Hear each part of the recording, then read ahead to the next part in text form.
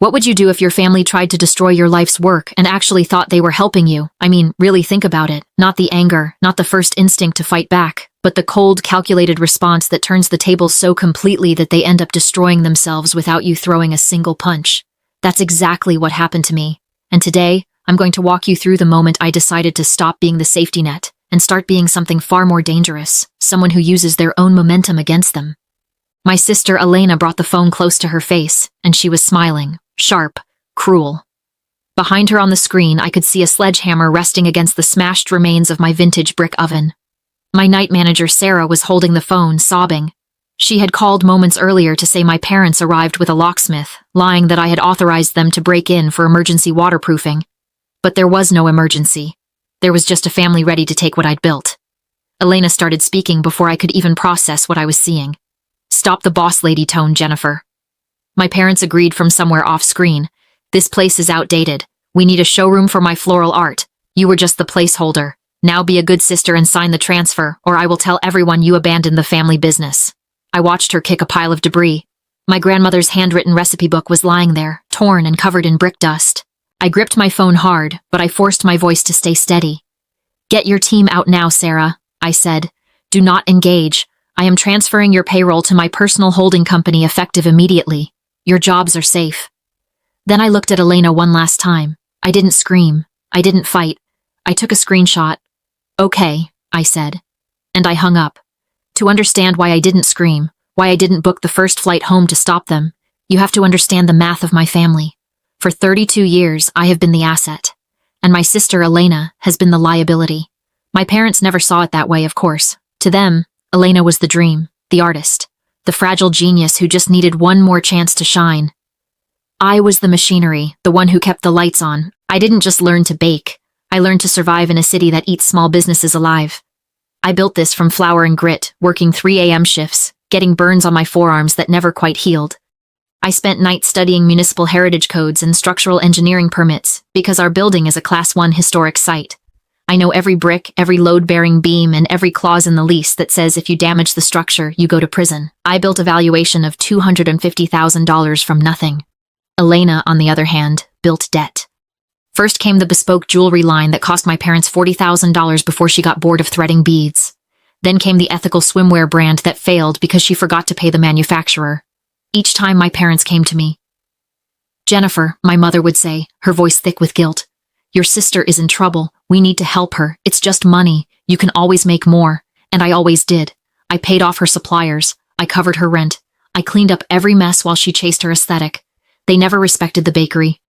To them, it was just a hot, loud room where I sweated so I could write checks. They didn't see a business. They saw a location, a cool vintage backdrop that I was selfishly hoarding. When Elena decided she wanted to be a florist last month, I should have known this was coming. She didn't want to find a shop. She wanted my shop. She wanted the exposed brick walls and the high ceilings without the years of labor it took to secure them. I sat on the edge of that hotel bed, staring at the screenshot of Elena holding the hammer. The look on her face wasn't just greed, it was righteousness. She truly believed she was doing me a favor by destroying my life's work. She thought she was upgrading the family brand. For the first time in my life, the exhaustion outweighed the guilt. I realized they didn't love me. They loved my utility. And now that they thought they could seize the asset without the operator, they were discarding me. If I flew home and stopped them, I would be the villain. I would be the jealous sister crushing Elena's dream. They would gaslight me until I apologized for saving my own property. So I decided to stop being the safety net.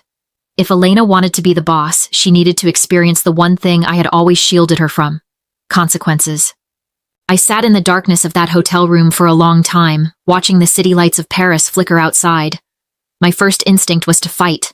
I wanted to call the police, call my lawyer, book a flight, and scream until my throat bled. But then I remembered something my first business mentor taught me about judo. When an opponent rushes at you with full force, you don't plant your feet and block them. If you do, you get crushed. Instead, you step aside, grab their sleeve, and pull them harder in the direction they are already going. You use their own momentum to break them. Elena was rushing at me with a sledgehammer and a lifetime of entitlement. If I stopped her now, she would play the victim. She would cry to our parents that I crushed her dreams. They would say I was jealous. They would say I cared more about bricks than family. The narrative would remain the same. Jennifer is the mean, selfish sister. So I decided to pull. I opened my laptop. I didn't book a flight. I opened a legal template. If Elena wanted to be the owner, she needed to be the owner of everything, including the liability. I drafted a document titled Transfer of Management and Renovation Rights. To the untrained eye, it looked like a surrender. It looked like I was handing over the keys to the kingdom. But I knew my sister. I knew she wouldn't read the fine print if she saw a dollar sign. So I added the bait. I inserted a clause at the very top. Upon execution of this agreement, the current operating cash of $15,000 will be released to the project manager for immediate renovation costs. I knew that number would blind her. $15,000 was enough to buy the imported hydrangeas she probably already had in her cart. It was enough to make her feel like she had won the lottery. Then I buried the poison pills. Deep in Section 4, Clause 4.2.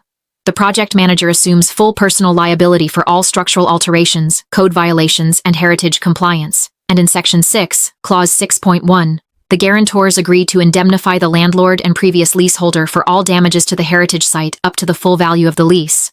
I sent the email to my parents and Elena. I kept the message short and defeated. "You win," I wrote. "I'm tired of fighting. The space is yours. Just sign this so I can transfer the operating cash and clear my name from the utility bills. Once it's signed, the money is yours." I waited. My heart was hammering against my ribs. Not from fear, but from the adrenaline of the gamble. I was betting my entire livelihood on their greed. If they showed this to a lawyer, I was done. If they read past page 1, they would stop. 10 minutes later, my phone pinged. Document signed. Elena Hart. Document signed. Robert Hart. Document signed. Susan Hart. They hadn't even taken the time to scroll.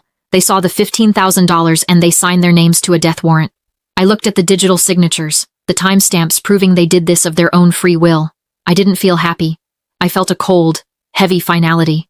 They had just authorized their own destruction, and they thought it was a victory lap. For the next 2 weeks, I didn't exist. I stayed in Paris, but I didn't see the city. I sat in my hotel room with the blinds drawn, my laptop glowing in the dark, watching my sister dismantle my life through the screen of my phone. Elena didn't just renovate, she performed. She posted 20 stories a day. Liberating this space, she captioned a video of a contractor sledgehammering the vintage tile I had imported from Italy. Sometimes you have to destroy the old to make way for the beautiful. I watched her tear down the load-bearing brick wall. I watched her brag about the open concept she had designed herself. I watched her followers cheer her on, calling her a visionary, while my parents commented with heart emojis and praise for her boldness. They were so proud, they were so loud, and they were documenting every single felony in real time. It was tempting to intervene. Every instinct in my body screamed to call her, to warn her that the ceiling was going to come down, to stop her before she ruined everything. But then I remembered Contract Clause 4.2. If I intervened, if I offered even one piece of advice, I could be seen as reassuming liability. I had to be a ghost. I had to let them hang themselves with the rope I had handed them. But I wasn't just watching. I was working. I pulled up the municipal directory. I didn't call the police. The police don't care about bad renovations. I called the city building safety hotline. I didn't use my name. I used the code. "I am reporting an imminent structural collapse hazard at a Class 1 heritage site," I told the dispatcher, my voice flat and professional. "There is unauthorized demolition of a primary load-bearing wall occurring right now. The address is 42 High Street. Check the Instagram account Elena Blooms for live evidence." The dispatcher's tone changed instantly. "Class 1 heritage?" she asked. "Yes," I said. "And the building is occupied on the upper floors." That was the key. Heritage violations get you a fine. Risking the lives of tenants gets you a code red emergency response. I hung up and booked a flight home. I timed it perfectly. I wouldn't be there to stop the demolition. I would be there for the opening. I wanted to see their faces when the dust settled. I wanted to be in the room when they realized that gravity doesn't care about your aesthetic and the law doesn't care about your feelings. I landed in the city the night before the grand opening. I didn't go to my apartment. I stayed at a hotel. I checked my email one last time. A notification from the city planning office confirmed a priority inspection was scheduled for 10 a.m. the next day, exactly 1 hour after Elena opened her doors. The trap was set. Now I just had to wait for it to snap. I parked my rental car across the street from Elena's Blooms at 9:30 in the morning. From my vantage point, the place looked like a magazine cover. The windows were gleaming, filled with explosions of pink peonies and white roses. A white ribbon stretched across the front door. Elena had even hired a valet service. Cars were already pulling up, disgorging local influencers and my parents' social circle. Everyone dressed in pastels, everyone smiling for the cameras. I pulled up the live stream on my phone. Elena was inside holding a glass of champagne, surrounded by a crowd of admirers. She looked radiant. She looked like she had won. "I just want to thank my parents," she was saying to the camera, her voice thick with emotion. They believed in my vision when no one else did. They helped me liberate this space from its dark industrial past and turn it into something full of light and life. My parents were beaming beside her. My father had his arm around her shoulders, looking prouder than I had ever seen him. My mother was telling a group of women, we just had to step in. Jennifer was burnt out. She didn't have the energy to manage a property like this anymore. Elena has breathed new life into it. I watched them bask in the adulation. The hubris was suffocating. They weren't just taking credit, they were rewriting history. They were erasing 8 years of my life and replacing it with a narrative where they were the saviors and I was the obstacle. But as the camera panned around the room, I saw something else. Something the guests were too busy drinking to notice. Above the new sleek archway where the brick wall used to be, a fine white mist was drifting down. Plaster dust. And right in the center of the ceiling beam, a hairline crack was zigzagging outward like a lightning bolt. The building was groaning. The load-bearing wall they had removed was the spine of the structure, and without it, the century-old timber beams were starting to sag. They were partying inside a collapsing lung. I didn't feel fear. I felt a cold, clinical detachment. I checked my watch. 9:55. A black sedan pulled up to the curb a few cars down from me. My attorney, calm and professional, stepped out, holding a leather folio. 2 minutes later, a white city van screeched to a halt in the loading zone. The side door slid open and the chief building inspector stepped out, adjusting his high-visibility vest. He looked angry. He looked like a man who hates being called out on a Saturday for a code red. He flagged down the cruiser behind him, and a wall of authority, vests, badges, clipboards, moved toward the entrance. Inside, Elena lifted her glass to new beginnings. On my screen, the doors flew open. The music died. The crowd spun as the inspector strode through the flowers, aimed a laser measure at the sagging beam. Someone yelled, "Cut the feed."